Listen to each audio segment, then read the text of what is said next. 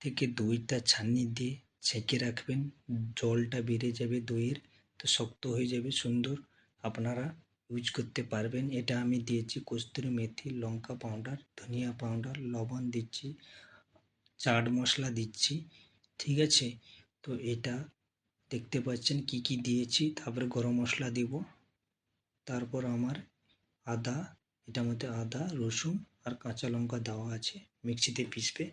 তো এটাকে ভালো করে মিক্স করবে। মিক্স করার পর তেল দিবে, তেল দিয়ে ভালো করে মিক্স করবে, খুবই সুন্দর। মিক্স করার পর থাই চিকেন বোনলেস নেবে, থাই চিকেন বোনলেস ছোট ছোট পিস করবে, ঠিক আছে। তারপর 1 ঘন্টা মাখিয়ে রাখবে। বারবার আমি বলছি, এটা মিক্স করার পর 1 ঘন্টা এটা মাখিয়ে রাখবে। দিলে কি হয়, আপনার মশলাটা এর মধ্যে খুবই সুন্দর মাখানো হয়, ঠিক আছে। তো মশলা এর ভিতরে ঢুকে যায়, টেস্টি হবে, স্বাদিষ্ট হবে। এই একটা জিনিসের মধ্যে আমি দুটো আইটেম নিয়ে আসবো, একটা হচ্ছে চিকেন রোল আর একটা হচ্ছে চিকেন টিক্কা, যেরকম বানানো হয়। এই যে রেসিপি দিয়ে আপনি ফিশ টিক্কাও বানাতে পারবেন, চিকেন টিক্কাও বানাতে পারবেন, যে কোনো টিক্কা, পনির টিক্কাও বানাতে পারবেন। এই যে রেসিপিটা দিয়ে এটার মধ্যে সব কিছু বানাতে পারবেন। এই ফ্রাই প্যান নিয়েছি, ফ্রাই প্যানের মধ্যে হালকা তেল দিয়েছি, দেখতে পাচ্ছেন আমার চিকেন অলরেডি হয়ে গেছে। চিকেনটা ম্যারিনেট করে 1 ঘন্টা রাখবে, খুবই টেস্টি হবে, খেতে খুবই সুন্দর হবে। যারা তো ড্রিঙ্ক করে তাদের নিয়ে তো আরও ভালো, ইম্পর্টেন্ট খাবার।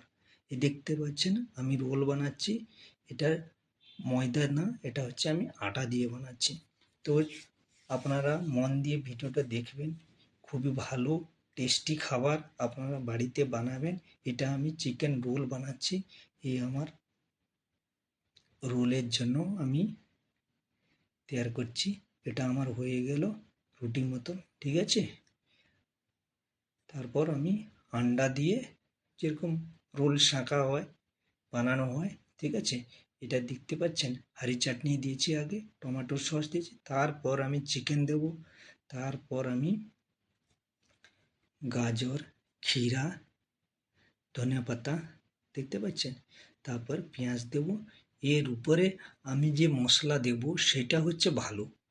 আপনারা রোল বানালে সবসময় মনে রাখবেন, আগে সস দিবে, তারপর চিকেন দেবে, তারপর গাজর, ক্ষীরা, সব কিছু দেওয়ার পর পেঁয়াজ, আবার উপরে মশলা দেবে। দেখতে পাচ্ছেন এটা আমি কি দিচ্ছি, আবার টমেটোর সস দিচ্ছি, আবার কিন্তু হারি চাটনি দিচ্ছি, ধনিয়া পাতা দিয়েছি, লেবু দেব, চাট মশলা আর কালা নবাব অতি অবশ্যই রোলের মধ্যে দিবে। দিলে রোল প্রচুর টেস্টি স্বাদ হিসাবে খেতে দারুণ লাগবে। আপনারা দেখতে পাচ্ছেন কিভাবে আমি রোলটা বানাচ্ছি। রোল তো অনেক রকম বানায় লোক, কিন্তু আমি যে পদ্ধতিটা নিয়ে এসেছি আপনারা বানিয়ে খাবেন বাড়িতে, তবে বলবেন, আমাকে কমেন্ট করে জানাবে যে হ্যাঁ কেমন লেগেছে, কেমন হয়েছে। অতি অবশ্যই বানিয়ে খাবেন, তারপর আমাকে কমেন্ট করে জানাবে। বন্ধুরা, নেক্সট ভিডিও আপনাদের সামনে আরও ভালো ভিডিও আমি নিয়ে আসার জন্য চেষ্টা করব, যাতে আরও ভালো ভালো ভিডিও আপনাদের সামনে নিয়ে আসি, খুবই ভালো লাগবে। তো বন্ধুরা, অতি অবশ্যই বাড়িতে বানিয়ে, ছোট ছোট ছেলেরা খেতে খুবই ভালোবাসে, এইভাবে বানাবে, খাবেন, সবাই খুবই ভালো লাগবে। Bye bye.